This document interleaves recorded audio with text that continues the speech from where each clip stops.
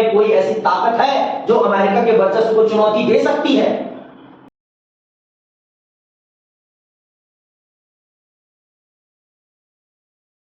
अब चल रहे हैं समझने कुछ उदाहरणों के माध्यम से कि अमेरिका का वर्चस्व दुनिया पर किस प्रकार का था। ये कुछ उदाहरण हैं जिनके माध्यम से आप समझेंगे कि अमेरिका का वर्चस्व दुनिया पर किस प्रकार का था। तो इसमें कुछ आपको नाम मैं बता रहा हूं। एक है आयशा, एक है जाम्बू और एक है आंद्रेई। ये 3 उदाहरण हैं जो आपको बताएंगे कि अमेरिका का वर्चस्व दुनिया पर किस प्रकार का था। चलिए सुनते हैं। बगदाद के छोर पर कायम एक स्कूल में पढ़ रही आयशा अपनी पढ़ाई लिखाई में अव्वल थी।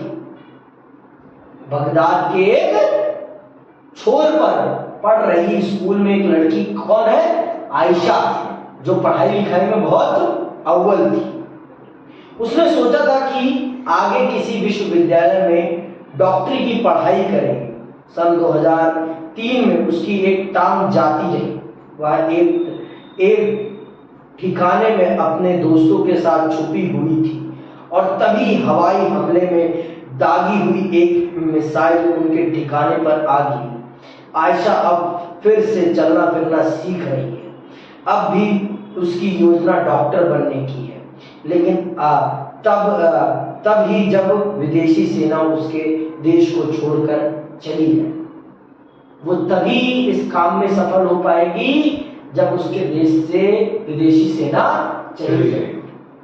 ये विदेशी सेना किसी और देश की नहीं, ये अमेरिका की सेना है, जिसने एक मासूम लड़की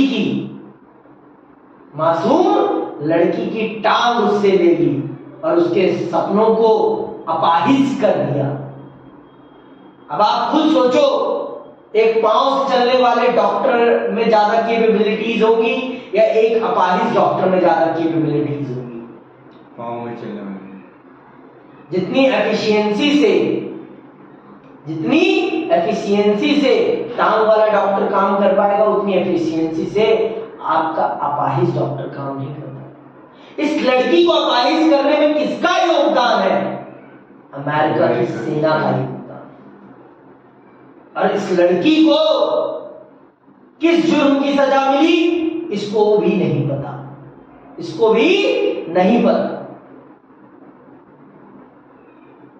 इसके देश पर हमला किया गया, पता नहीं क्या कहकर, और इसकी टांग इससे छीन ली गई, पता नहीं किस लिए। आगे सुनिएगा। डरबन दक्षिण अफ्रीका का रहने वाला जाम्बू एक प्रतिभाशाली कलाकार है, पेंटर, बहुत अच्छा पेंटर है। डरबन में रहता है, जो कहाँ है? दक्षिण अफ्रीका में। रहने वाले का क्या नाम है? जाबू। क्या नाम है? जाबू। वो क्या है? प्रतिभाशाली कलाकार है। उसकी चित्रकारी पर पारंपरिक जनजातीय कला का गहरा असर है। उसकी योजना आर्ट स्कूल में पढ़ने और इसके बाद अपना स्टूडियो खोलने की है, लेकिन उसके पिता चाहते हैं कि जाबू MBA की पढ़ाई करे और परिवार का व्यवसाय संभाले। व्यवसाय फिलहाल मंदा चल रहा है और जाबू के पिता सोचते हैं कि वह परिवार के व्यवसाय को फायदेमंद बनाएगा। यहां पर भी अमेरिका की विचारधारा ने कहीं ना कहीं असर डाला है। जहां पहले व्यवसाय की कोई पढ़ाई नहीं होती थी, आज आप व्यवसाय को भी एक पढ़ाई के रूप में पढ़ते हैं। पहले कॉमर्स नाम का कोई सब्जेक्ट या स्ट्रीम नहीं थी, लेकिन आज कॉमर्स नाम की स्ट्रीम है, सब्जेक्ट है, जो स्कूलों में पढ़ाया जाता है। व्यापार पढ़ाया जाता है। पहले क्या था? व्यापार पढ़ाया नहीं जाता था, व्यापार सिखाया जाता था। लेकिन आज व्यापार पढ़ाया जाता है कि कैसे करेंगे व्यापार तो आगे बढ़ेंगे। ये जो व्यापार की पढ़ाई को इंट्रोड्यूस करने वाला कोई है, वो कौन है? अमेरिका है। उस लड़के की पसंद को मारा जा रहा है, सिर्फ किस लिए? उसके पिता उसे व्यापार पढ़ाना चाहते हैं। तो कहीं ना कहीं अमेरिका की आर्थिक नीतियां जाम्बू के सपनों को खा रही हैं। आगे सुनो। युवा आंद्रेई पार्थ ऑस्ट्रेलिया में रहता है। उसके माँ बाप बतौर अप्रवासी रूस से आए थे। उसके माँ बाप कहां से आए थे? रूस से। चर्च जाते वक्त जब वह नीली जीन्स पहन लेता है तो उसकी माँ आपे से बाहर हो जाती है। वह चाहती है कि आंद्रेई चर्च में सभ्य शालीन दिखाई पड़े। आंद्रेई अपनी माँ को बताता है कि जीन्स कूल है। जीन्स क्या है? कूल है। और जीन्स पहनकर उसे आजादी का एहसास होता है। आंद्रेई के पिता उसकी माँ को याद दिलाते हैं कि हम लोग भी लेनिनग्राद में रहते हुए अपने जीवन के जवानी के दिनों में जीन्स पहनते थे और उसी कारण से जीन्स आज आंद्रेई पहनता है। अमेरिका ने अपने फैशन को इस तरह से पोर्ट्रे किया कि लोग उसे आजादी का सिंबल समझने लगे। इस जीन्स को आजादी का सिंबल बना दिया अमेरिका ने और दुनिया को यह बताया कि अगर आप जीन्स पहनेंगे तो आप आजाद हैं और आप जीन्स नहीं पहनेंगे तो आप आजाद नहीं हैं। आप जीन्स पहनेंगे तो आप कूल लगेंगे और अगर आप धोती पहनेंगे तो आप कूल नहीं लगेंगे। आज आप खुद अपने देश के बाजार को देख लो, इसका कितना बड़ा प्रभुत्व है। इस जीन्स का कितना बड़ा प्रभुत्व है आपके देश की मार्केट पर, और आपके घरेलू कपड़ों का कितना प्रभुत्व है आप खुद देख लो। अंतर आपको समझ में आ जाएगा। अगर हम किसी भी चीज को आपकी आजादी से जोड़ देना, आप उसे प्राप्त करने के लिए किसी भी हद तक जा सकते हैं, किसी भी हद तक। उसी का परिणाम है आंद्रेई की जब माँ उसे रोकती है जीन्स पहनने के लिए तो वो जानबूझकर पहनता है तो कहता है कि ये आजादी का प्रतीक है माँ, इसे पहनकर कूल महसूस होता है। अमेरिका ने अपने व्यापार को बढ़ाने के लिए अपनी चीजों को आजादी से जोड़ा। हमारे देश में एक समय था कि महिलाओं को जीन्स पहनने पर रोका जाता था। आज जीन्स कॉमन हो चुकी है।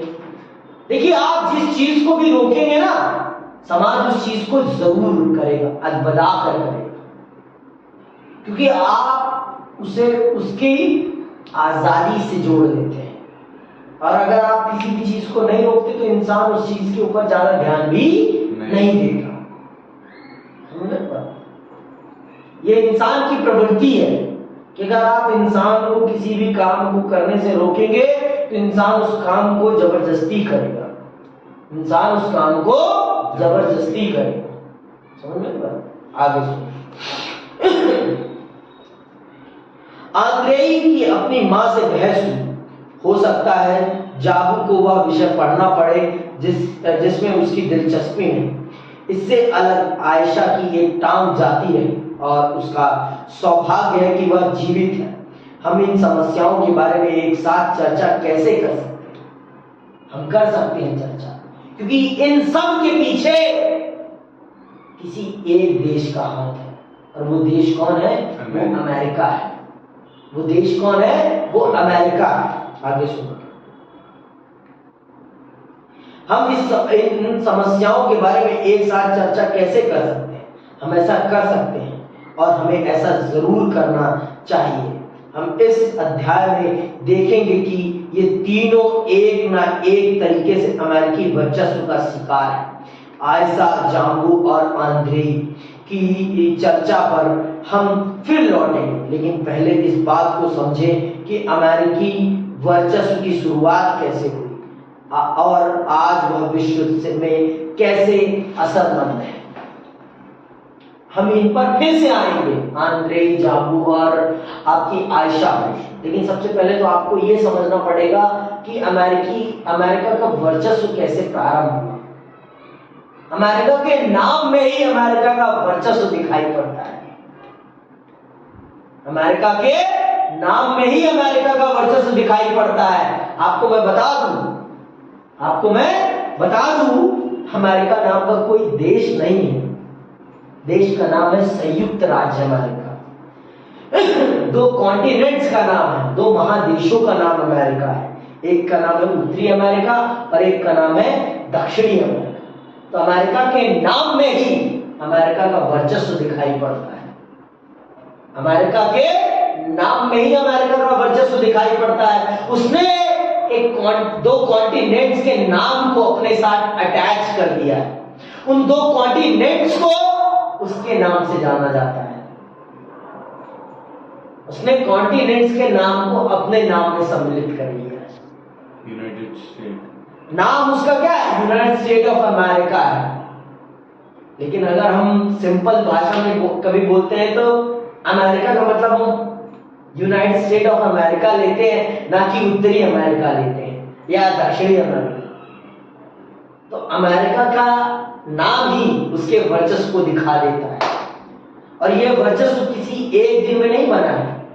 इस वर्चस्व के बनने के पीछे आपका पहला विश्व युद्ध, दूसरा विश्व युद्ध के समय जो आर्थिक बर्बादी हुई, और उस आर्थिक बर्बादी में अमेरिका ने जो धन कमाया, उस धन ने अमेरिकन को ये ताकत दी कि वो इतना प्रभावशाली बन सका। सुनना, हम अपनी चर्चा में संयुक्त राज्य अमेरिका की जगह ज्यादा लोकप्रिय शब्द अमेरिका का इस्तेमाल कर रहे हैं। आपको पता है इस देश का नाम संयुक्त राज्य अमेरिका है, लेकिन हम इस देश के लिए सबसे ज्यादा प्रचलित नाम अमेरिका यूज करते हैं। तो इसके नाम से ही इसका वर्चस्व दिखाई पड़ता है। इसके नाम से ही इसका वर्चस्व दिखाई पड़ता है। आगे सुनो। लेकिन यहां यह याद रखना उपयोगी होगा कि अमेरिका शब्द से उत्तरी और दक्षिणी अमेरिका नामक दो महाद्वीपों का अर्थ ध्वनित होता है। संयुक्त राज्य अमेरिका मात्र के लिए अमेरिका शब्द का प्रयोग खुद में उस वर्चस्व का प्रतीक है जिसे हम इस अध्याय में समझने की कोशिश करें। वास्तविक रूप में अमेरिका दो महाद्वीपों का नाम है, दो महादेशों का नाम है, उत्तरी और दक्षिणी अमेरिका। लेकिन ये नाम एक देश के लिए प्रचलित है, तो इसके नाम से ही इसके प्रभुत्व का पता चलता है, जो कि हम इस चैप्टर में बहुत ही विस्तार से समझेंगे, बहुत ही विस्तार से समझेंगे। तो आज के लिए बस इतना ही। आप हमसे ऐसे ही जुड़े रहें, आपको इसी प्रकार की ज्ञानवर्धक जानकारियां मिलती रहेंगी हमसे। तो इसी के साथ मैं आप सभी को जय हिंद करता हूं। जय हिंद, जय भारत।